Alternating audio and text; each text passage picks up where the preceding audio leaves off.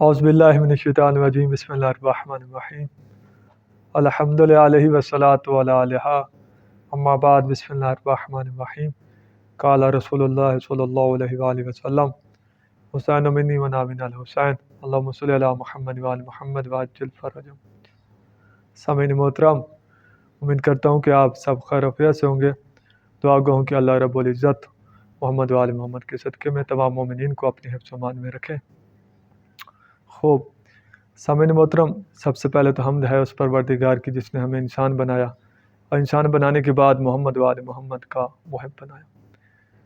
ناظرین محترم، جیسا کہ آپ کو پتہ ہے کہ کل یکم محرم الحرام ہے، تو کل کے چاند نے طلوع ہو کے یہ بتا دینا ہے کہ یزید کل بھی مرد آباد تھا اور آج بھی مرد آباد ہے اور قیامت تک مرد آباد رہے گا۔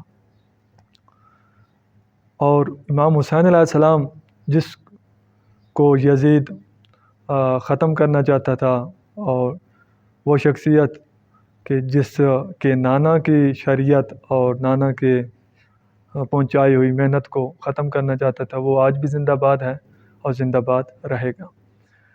تو محرم حرام آ رہا ہے، بلکہ آ گیا ہے، تو اس میں کہ ہمیں کیا کرنا چاہیے، اس پہ ہمیں تھوڑی سی توجہ کرنی چاہیے کہ محرم حرام ایک بہت مقدس مہینہ ہے، یہ ایک عہد کا مہینہ ہے، یہ ایک یزیدیت کے خلاف آواز بلند کرنے کا مہینہ ہے، اور ہر وقت کے ظالم کو رد کرنے کا مہینہ ہے۔ اس مہینے میں فقط اور فقط بندہ اپنا لباس تبدیل نہ کرے بلکہ کردار تبدیل کرنے کا مہینہ ہے۔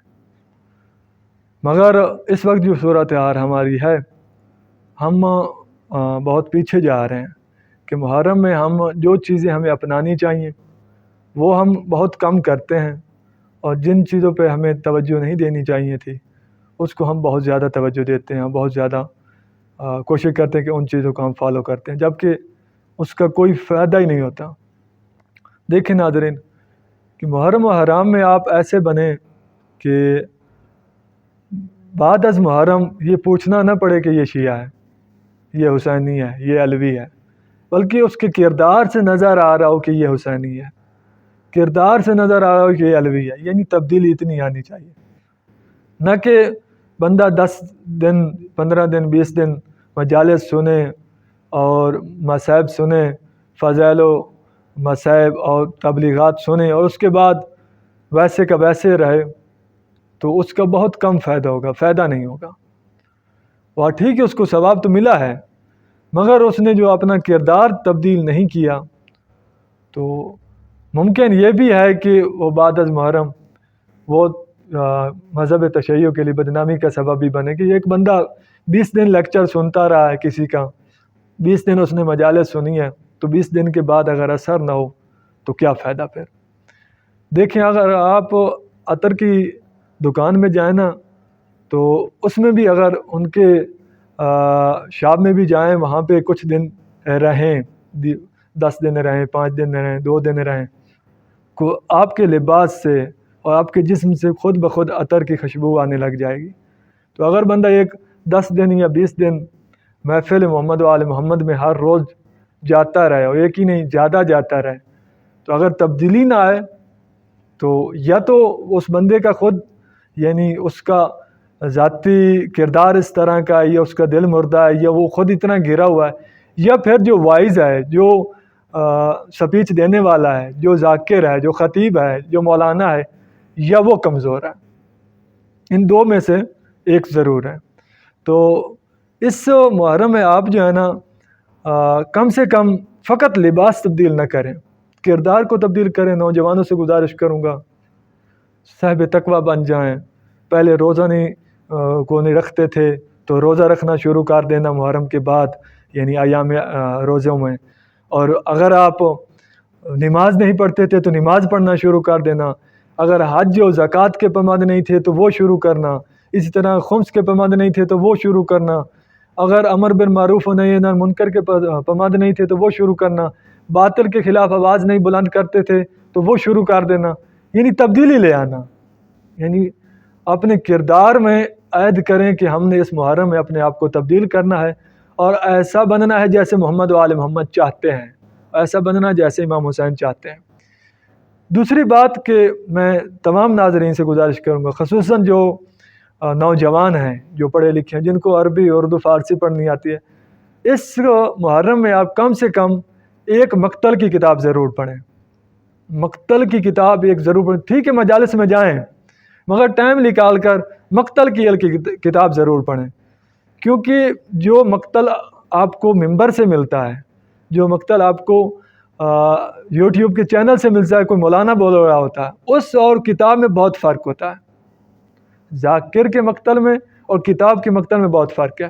جو ریج مجالس ہیں اس میں اور جو کتاب میں ہے اس میں فرق ہے، اس کو آپ سمجھیں۔ تو لہذا مقتل کی کتاب ایک ضرور کم سے کم پڑھیں۔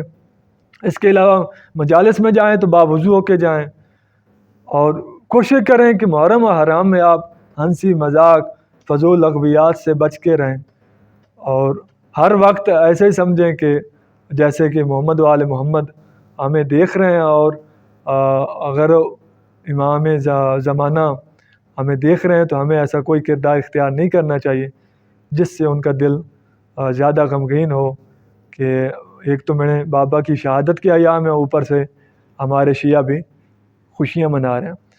دوسرا متاسفانہ کہ بہت جو غلط ریج کر دیا گیا وہ یہ ہے کہ ہم محرم میں 5-5 6 سوٹ ہم نے سلائے ہوئے ہوتے ہیں، جبکہ یہاں تک مجھے رپورٹ ملی ہے کہ ذاکرین نے اور کچھ مولانا نے انہوں نے بھی یہ کام کیا ہوتا ہے، ہر دوسرے دن لباس تبدیل کرتے ہیں۔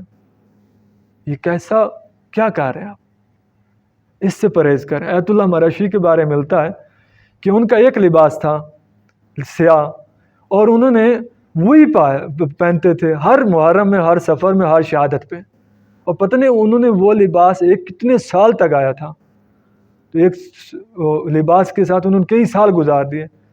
تو ہم نے ہر محرم اور سفر میں نیا لباس لینا ہے؟ یہ عجیب ہے کہ یہ خوشی کے ایام نہیں ہے کہ ہم نئے لباس لیں۔ ہاں معصومین اسلام کی ولادتوں کے ایام میں آپ نئے لباس لیں، مگر یہ کون سا طریقہ ہے کہ ہر دوسرے دن لباس تبدیل کریں؟ کوشش کریں سادہ لباس پہنیں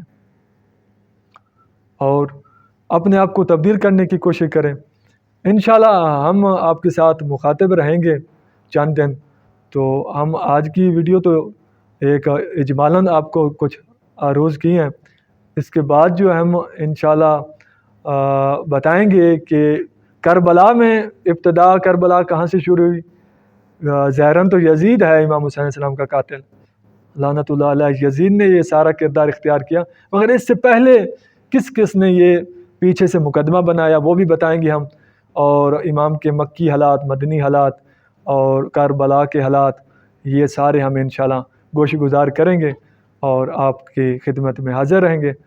تو آخر میں دعا گوں کہ اللہ رب العزت ہمیں سیرت محمد و آل محمد پر چلنے کی توفیق عطا فرمائے، اور جو واعظ و نصیحت میں نے آپ کو کی ہے اس پر مجھے بھی اللہ تبارک و تعالی عمل کرنے کی توفیق عطا فرمائے، اور آپ تمام کو عمل کرنے کی توفیق عطا فرمائے۔ اللہم صلی علی محمد و آل محمد وعجل فرجہ۔